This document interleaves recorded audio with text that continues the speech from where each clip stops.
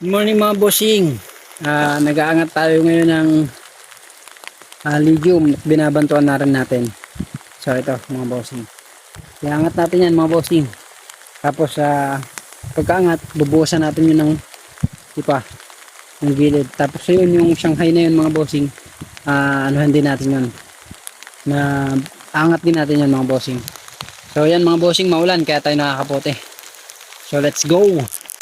So mga bossing, bali sumuot na yung mga sanga niya doon sa fence. So ito, sumuot na yung mga sanga niya sa fence. So ito yung fence mga bossing. Ayan. So ito.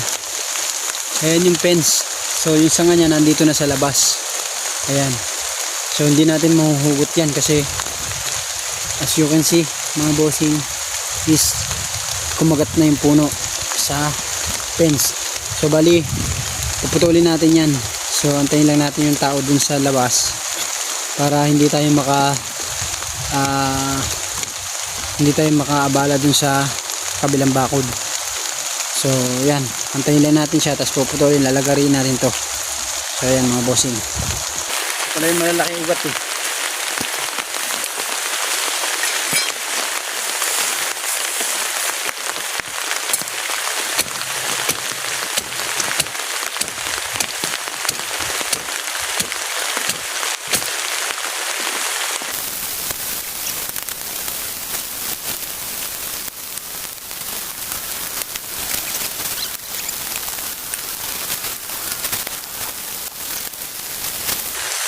So mga bossing, ito ay mamarkutin tapos isasasa yung talbos niya, isasasa, ipupula, kaya tinatanggal natin dito, pararamihin natin to. Okay, ito yan, walo ay siyam. So mga bossing, ito yung Shanghai Beauty. So ito yung Shanghai Beauty na halaman. So bali dito, itong mga talbos na to tatanggalin yan, puputulin. So kagaya nito, sample.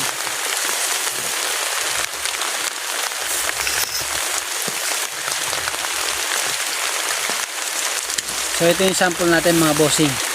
So ito tatanggalin lang dito yan. So pag natanggal na siya dyan mga bossing, itutusok na siya tapos babalutan ng plastic. So ito magkakaugat mga bossing. So mabubuhay ito. So ito yung ang tawag doon sa paraan na yan mga bossing ay sasa. So lahat